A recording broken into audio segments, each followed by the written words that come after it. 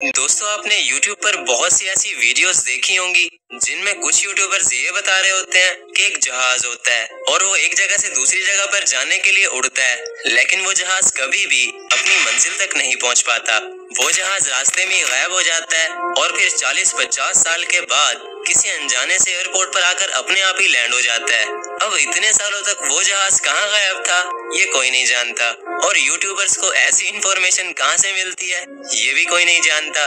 अब इन यूट्यूबर्स की बातों में कितना सच होता है और कितना झूठ होता है, यही सब हम आज की इस वीडियो में डिस्कस करने वाले हैं। क्योंकि आज की इस वीडियो में मैं आपको एक ऐसे जहाज की स्टोरी सुनाऊंगा जिसको कुछ यूट्यूबर्स ने 37 साल के लिए गायब कर दिया था।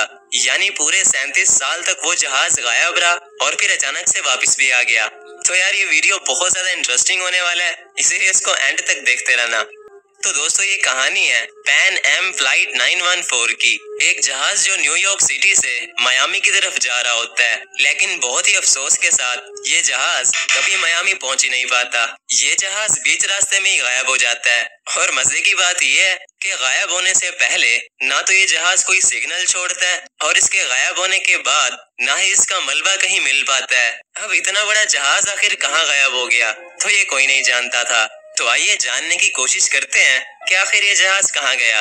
तो दोस्तों ये जहाज 12 जुलाई 1955 में उड़ान भरता है और फिर अचानक से आसमान में गायब हो जाता है। ये जहाज 1955 से लेकर 1992 तक यानी पूरे 37 साल तक गायब रहता है, और इसके गायब होने के बाद इसको ढूंढने के लिए बहुत सारी इन्वेस्टिगेशंस होती हैं। जैसे कि दोस्तों ये जहाज न्यूयॉर्क से मियामी की तरफ जा रहा होता है, तो न्यूयॉर्क से मियामी के दरमियान अटलांटिक ओशन भी आता है। तो इस जहाज के गायब होने के बाद इन्वेस्टिगेटर्स को ये लगता है कि या तो ये जहाज अटलांटिक ओशन में डूब गया होगा या फिर ये क्रैश होकर कहीं गिर गया होगा। तो इन्वेस्टिगेटर्स और रेस्क्यू टीम्स इस जहाज को पानी में भी तलाश करते हैं, और न्यूयॉर्क और मियामी के दरमियान जो जमीन का हिस्सा आता है वहाँ भी इस जहाज को अच्छे से तलाश किया जाता है। लेकिन बहुत ही अफसोस के साथ रेस्क्यू टीम्स को इस जहाज का मलबा नहीं मिल पाता। तो ये इतना बड़ा जहाज आखिर कहाँ जा सकता है। रिकॉर्ड्स के मुताबिक इस जहाज पर 57 पैसेंजर्स थे और 4 क्रू मेंबर्स थे, यानी कुल मिलाकर इस जहाज पर पूरे 61 लोग थे, जो कि सब के सब इस फ्लाइट के साथ ही गायब हो गए थे। तो यार ये तो था कहानी का पहला रुख। अब चलते हैं कहानी के दूसरे रुख की तरफ। तो ये है 1992 का एक नॉर्मल दिन। सब कुछ बहुत ही अच्छा चल रहा था। सभी परिंदे पानी में तैर रहे थे और सभी मछलियां आसमान में उड़ रही थी। मेरा मतलब सभी परिंदे आसमान में उड़ रहे थे और सभी मछलियां पानी में तैर रही थी। गलियों में कुत्ते भौंक रहे थे और उन कुत्तों के भौंकने की प्यारी प्यारी आवाजें हर जगह फैली हुई थी।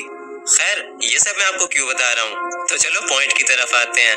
तो ये है 9 सितंबर 1992 और ये जगह है कराकस वेनेजुएला, जो कि मियामी से 1200 मील यानी 1930 किलोमीटर दूर है।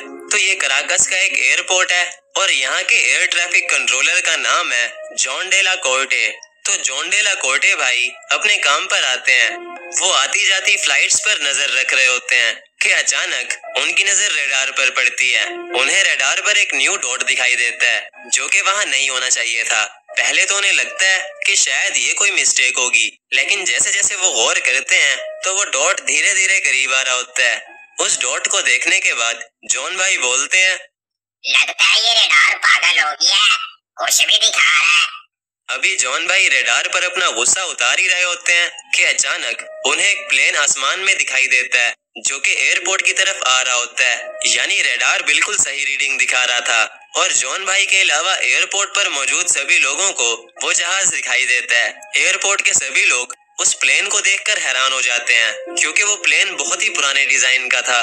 उस पर मॉडर्न टर्बाइन्स की जगह पुराने प्रोपेलर्स लगे हुए थे। सभी लोग उस प्लेन को देखकर हैरान थे और ये सोच रहे थे कि आखिर ये इतना पुराना प्लेन आया कहाँ से। अभी सभी लोग ये सोच ही रहे थे कि अचानक उस फ्लाइट का पायलट एयर टावर से कांटेक्ट करता है और पूछता है कि हम कहाँ पर हैं। ये सुनते ही जॉन भाई रिप्लाई करते हैं कि तुम कराकस के एयरपोर्ट पर हो, लेकिन पहले मुझे ये बताओ कि तुम आए कहाँ से। तो जॉन भाई के इस सवाल पर पायलट बताता है कि ये पैन एम फ्लाइट 914 है, जो कि न्यूयॉर्क से मियामी की तरफ जा रहा है। ये सुनते ही सभी लोग शॉक हो जाते हैं, क्योंकि ये वही फ्लाइट थी जो 37 साल पहले गायब हो चुकी थी और फिर 37 साल के बाद ये अब नजर आ रही थी। खैर काफी बातचीत के बाद जॉन भाई उस प्लेन को लैंड करने की इजाजत दे देते हैं और जब वो प्लेन लैंड करता है तो जॉन भाई बोलते हैं, क्या तुम जानते हो ये 1992 है? तो इस पर जहाज का पायलट बोलता है कि तुम आखिर किस बारे में बात कर रहे हो, मुझे कुछ भी समझ नहीं आ रहा। जब जॉन भाई ये सुनते हैं तो वो फौरन से सिक्योरिटी गार्ड्स को वहां भेजते हैं ताकि वो सभी पैसेंजर्स और क्रू मेंबर्स को सेफली रेस्क्यू कर पाएं। तो जैसे ही गार्ड्स उस प्लेन के पास पहुंचते हैं तो प्लेन का पायलट उनसे बहस करने लग जाता है और इसी बीच पायलट के हाथ से एक पेपर गिर जाता है जो कि एक फाइल के अंदर था जो पायलट के हाथ में थी। जॉन भाई और गार्ड्स उस पायलट को समझाने की कोशिश करते हैं लेकिन वो जिद्दी पायलट किसी की नहीं सुनता। वो जहाज का इंजन फिर से स्टार्ट कर देता है और टेक ऑफ करने लगता है। जॉन भाई उसे मना करते हैं कि ऐसा मत करो, ये बहुत ही खतरनाक हो सकता है, लेकिन वो जिद्दी पायलट किसी की भी नहीं सुनता और टेक ऑफ करके हवा में उड़ जाता है और उस जहाज को लेकर फिर से गायब हो जाता है और फिर 1992 से लेकर अब तक उस जहाज का कोई पता नहीं। तो दोस्तों ये थी कहानी पैन एम फ्लाइट 914 की, जिसे मेरे अलावा और भी बहुत से यूट्यूबर्स अपनी वीडियोस में सुना चुके हैं। सुनने में तो ये स्टोरी काफी इंटरेस्टिंग लगती है, लेकिन इस कहानी में कितना सच है और कितना झूठ है इस बारे में अब हम थोड़ा डिस्कस कर लेते हैं। तो दोस्तों जैसे कि स्टोरी में बताया गया है कि वो जहाज पूरे 37 साल तक गायब रहा और फिर 37 साल के बाद अचानक से वापस आ गया। तो यार ऐसा सिर्फ एक ही कंडीशन में पॉसिबल हो सकता है कि उस जहाज ने जरूर टाइम ट्रेवल किया होगा। वो जहाज अपने मौजूदा वक्त को पीछे छोड़कर उससे आगे निकल गया होगा। और सुनने में ये काफी अजीब भी लगता है क्योंकि आज तक कोई इंसान तो टाइम ट्रेवल कर नहीं पाया, तो भला ये जहाज आखिर कब से टाइम ट्रेवल करने लग गए। और अब अगर हम मान लेते हैं कि उस जहाज ने वाकई में टाइम ट्रेवल किया था तो यहाँ पर एक बहुत ही बड़ा सवाल खड़ा हो जाता है कि आखिर टाइम ट्रेवल उस जहाज के लिए कैसे पॉसिबल हुआ होगा। तो यही सब जानने के लिए मैंने गूगल पर सर्च किया कि टाइम ट्रेवल करने के लिए कितने तरीके हैं। तो किसी जगह पर गूगल 5 तरीके बताता है तो किसी जगह पर 8 तरीके बताता है और किसी जगह पे गूगल टाइम ट्रेवल करने के 10 तरीके भी बता रहा होता है। और जब यही बात मैंने चैट जीपीटी से पूछी तो चैट जीपीटी ने मुझे ये बताया कि टाइम ट्रेवल करने के कितने तरीके हैं इसके बारे में अभी तक कोई नहीं जानता। यानी इंटरनेट भी हमें टाइम ट्रेवल के बारे में सही से नहीं बता सकता। अब इस चीज ने मुझे काफी ज्यादा कंफ्यूज किया और मुझे और ज्यादा रिसर्च करनी पड़ गई और फिर बहुत ज्यादा आर्टिकल्स पढ़ के उन पर रिसर्च करने के बाद मुझे ये पता चला कि अगर हमें फ्यूचर में जाने के लिए टाइम ट्रेवल करना पड़े तो उसके लिए 4 तरीके ऐसे हैं जिनसे हम वाकई में टाइम ट्रेवल करके फ्यूचर में जा सकते हैं। तो चलो यार पहले हम उन 4 तरीकों को डिस्कस कर लेते हैं। नंबर 1, स्पीड के जरिए टाइम ट्रेवल। दोस्तों आइंस्टाइन की थ्योरी ऑफ स्पेशल रिलेटिविटी के मुताबिक अगर हम किसी चीज की स्पीड को इतनी ज्यादा बढ़ा दें कि वो लाइट की स्पीड तक पहुंच जाए तो उस चीज के लिए टाइम बहुत ज्यादा स्लो हो जाएगा क्योंकि वो चीज अपने टाइम से बहुत ज्यादा तेज चल रही होगी। ऐसे में वो चीज वक्त को बहुत तेजी से पीछे छोड़ देगी और फ्यूचर में चली जाएगी। और ये सिर्फ कोई थ्योरी नहीं है बल्कि इस पर बाकायदा से एक्सपेरिमेंट्स भी किए जा चुके हैं। और अब अगर हम आजकल की लेटेस्ट फ्लाइट्स को देखते हैं तो उनकी स्पीड भी इतनी ज्यादा नहीं होती कि वो लाइट की स्पीड तक पहुंच पाए। तो फ्लाइट 914 जो कि एक ओल्ड प्रोपेलर्स वाला फ्लाइट था तो उसके लिए स्पीड टाइम ट्रेवल करना बिल्कुल ही इम्पॉसिबल रहा होगा। नंबर 2, टाइम ट्रेवल विया ग्रेविटी। दोस्तों हम ग्रेविटी के जरिए भी टाइम ट्रेवल कर सकते हैं। ये तरीका भी आइंस्टाइन ने ही बताया था। आइंस्टाइन की थ्योरी ऑफ जनरल रिलेटिविटी के मुताबिक ग्रेविटी जितनी ज्यादा होगी टाइम उतना ही ज्यादा स्लो हो जाएगा। और हम सब जानते हैं कि इस यूनिवर्स की सबसे ज्यादा ग्रेविटी एक ब्लैक होल के अंदर पाई जाती है। ब्लैक होल की ग्रेविटी लाइट की स्पीड से भी काफी ज्यादा होती है तो उसकी ग्रेविटी से हम टाइम ट्रेवल भी कर सकते हैं। लेकिन दोस्तों प्रॉब्लम ये है कि ब्लैक होल्स अर्थ से इतना ज्यादा दूर हैं कि उन तक लाइट को भी पहुंचने में हजारों साल लग जाएंगे। तो फ्लाइट 914 का एक ब्लैक होल के पास जाकर टाइम ट्रेवल करना भी बिल्कुल इम्पॉसिबल रहा होगा। और दोस्तों अब आता है टाइम ट्रेवल करने का तीसरा तरीका, टाइम ट्रेवल विया सस्पेंडेड एनिमेशन।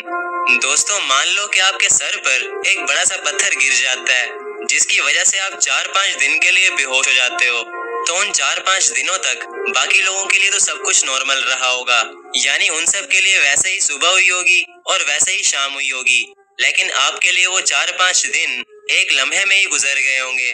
तो दोस्तों इसी चीज को बोलते हैं सस्पेंडेड एनिमेशन। साइंटिस्ट का ये मानना है कि सस्पेंडेड एनिमेशन के जरिए वो टाइम ट्रेवल भी कर सकते हैं। सस्पेंडेड एनिमेशन में ठंड की मदद से एक इंसान की बॉडी के बायोलॉजिकल प्रोसेस को बहुत ज्यादा स्लो कर दिया जाता है और उस प्रोसेस में इंसान सिर्फ सांस ले सकता है। उस प्रोसेस में इंसान की बॉडी में मौजूद बैक्टीरिया बहुत ही स्लो काम कर रहे होते हैं, जिसकी वजह से इंसान की एज भी स्लो हो जाती है। उसकी एज इस प्रोसेस में बहुत ही धीरे धीरे गुजरती है। लेकिन दोस्तों यहाँ प्रॉब्लम ये है कि ये प्रोसेस अभी सिर्फ 2 घंटे के लिए ही हो सकता है, यानी इस प्रोसेस पर साइंटिस्ट अभी तक रिसर्च कर रहे हैं। तो फ्लाइट 914 का इस प्रोसेस के जरिए टाइम ट्रेवल करना भी इम्पॉसिबल रहा होगा। और दोस्तों अब जो लास्ट तरीका टाइम ट्रेवल का मुझे पता चला वो है time travel by worm holes. अब ये वर्म होल्स क्या होते हैं इसके बारे में थोड़ा जान लेते हैं। दोस्तों वर्म होल एक्चुअली में स्पेस में मौजूद एक शॉर्टकट होता है। अब जैसे कि हमें अर्थ से मार्स पर जाने में पूरे 8 महीने लग जाते हैं, लेकिन वहीं अगर हम वर्म होल के जरिए मार्स पर जाएं तो हम सिर्फ कुछ ही सेकंड में मार्स पर पहुंच जाएंगे। और अगर मैं वर्म होल की कोई एग्जांपल दूं तो कुछ ऐसे होगा कि मान लो आपको एक पेज के एक हिस्से से दूसरे हिस्से की तरफ जाना है तो उसके लिए आपको बहुत सारा डिस्टेंस कवर करना पड़ेगा। लेकिन अगर हम उस पेज को ही फोल्ड कर दें तो उन दोनों पॉइंट्स के दरमियान कोई भी डिस्टेंस नहीं रहेगा और एक वर्म होल भी ऐसे ही काम करता है। लेकिन दोस्तों यहाँ प्रॉब्लम ये है कि आज तक कोई भी वर्म होल डिस्कवर नहीं हुआ और ये होता भी है या नहीं इसके बारे में कुछ नहीं कहा जा सकता। साइंटिस्ट इसके होने का सिर्फ अंदाजा लगा सकते हैं। जैसे कि ब्लैक होल को ढूंढने से पहले साइंटिस्ट ने ब्लैक होल के होने का अंदाजा लगा लिया था और साइंटिस्ट का ये अंदाजा बिल्कुल सही निकला जब उन्होंने पहला ब्लैक होल देखा। तो दोस्तों अभी तक तो कोई वर्म होल दिखाई नहीं दिया, तो फ्लाइट 914 का एक वर्म होल के जरिए से टाइम ट्रेवल करना भी इम्पॉसिबल रहा होगा। तो यार अब हमने टाइम ट्रेवल की सारी साइंटिफिक पॉसिबिलिटीज को देखकर ये जाना कि उस जहाज ने टाइम ट्रेवल तो किया ही नहीं होगा, तो फिर आखिर वो जहाज 37 साल तक कहाँ गायब रहा होगा। तो चलो यार थोड़ा सा मजीद डिटेल में जाकर जानने की कोशिश करते हैं कि आखिर ये क्या मैटर है। तो दोस्तों जैसा कि मैंने बताया था कि सिक्योरिटी से बहस करते वक्त पायलट के हाथ से एक पेपर गिर जाता है, तो वो पेपर दरअसल एक कैलेंडर था और अगर हम उस कैलेंडर को गौर से देखें तो उस पर एक बस का लोगो बना हुआ है। तो अब सोचने की बात है कि एक पायलट के पास एक बस का कैलेंडर कहां से आया होगा। रूल्स के मुताबिक उस पायलट के पास एक इंस्ट्रक्शन लिस्ट होनी चाहिए थी।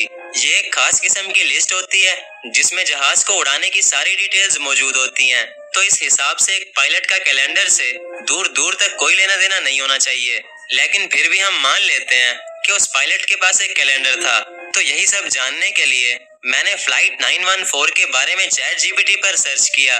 तो यार चैट जीपीटी ने मुझे एक ऐसी बात बता दी जिसने मेरा सारा मसला ही हल कर दिया। चैट जीपीटी ने बोला कि हनान भाई फ्लाइट 914 के नाम से कभी कोई फ्लाइट थी ही नहीं। फ्लाइट 914 सिर्फ एक फिक्शनल स्टोरी है जिसको अर्बन लेजेंड्स ने लिखा था। अभी अर्बन लेजेंड्स कौन है इसके बारे में मुझे कोई खास डिटेल तो नहीं मिली, लेकिन इतना जरूर पता चला कि अर्बन लेजेंड्स ने बहुत सारी फिक्शनल स्टोरीज बनाई थी, जैसे कि ब्लडी मैरी की स्टोरी। इस स्टोरी के मुताबिक अगर आप किसी अंधेरे से रूम में शीशे के सामने खड़े होकर 3 दफा ब्लडी मैरी का नाम लेकर उसको बुलाओगे तो आपको शीशे में एक चुड़ैल नजर आएगी जिसका नाम है ब्लडी मैरी। तो फ्लाइट 914 भी बस एक फिक्शनल स्टोरी है जिसको बहुत सारे यूट्यूबर सर्च करके बताते हैं। और प्रूफ के तौर पर अगर आप विकिपीडिया या फिर किसी भी इंटरनेशनल फ्लाइट्स की वेबसाइट पर जाकर फ्लाइट 914 के बारे में सर्च करोगे तो वहां भी आपको ऐसी किसी फ्लाइट की कोई डिटेल्स नहीं मिलेंगी। तो यार जितने भी बड़े यूट्यूबर्स ऐसी अजीब अजीब स्टोरीज सुनाते हैं तो वो बिल्कुल ही झूठ बोलते हैं। वो लोगों को मिसगाइड करके लोगों का नुकसान करते हैं और अपना फायदा करते हैं। तो मेरी मानो अगर आपने ऐसे किसी यूट्यूबर को सब्सक्राइब कर रखा है तो अभी के अभी जाके उसे अनसब्सक्राइब कर दो, फिर पता नहीं वो यूट्यूबर कब किसी भूत की कहानी सुना के आपकी रातों की नींद हराम कर दे। तो मुझे लगता है आज के लिए इतना काफी होगा। मैं उम्मीद करता हूँ आपको ये वीडियो पसंद आया होगा, तो इस वीडियो को एक लाइक जरूर करना, क्योंकि इस वीडियो को बनाने के लिए मुझे बहुत ज्यादा रिसर्च करनी पड़ी। और अगर आप अर्बन लेजेंड्स की और ज्यादा इंटरेस्टिंग स्टोरी सुनना चाहते हो तो जल्दी से मेरी इस वीडियो पर 10K व्यूज करा दो। और यार रुको, साइड में दिए गए किसी भी एक वीडियो पर क्लिक कर लो। तो मैं आपसे मिलता हूँ किसी नेक्स्ट वीडियो में, तब तक के लिए अल्लाह हाफिज।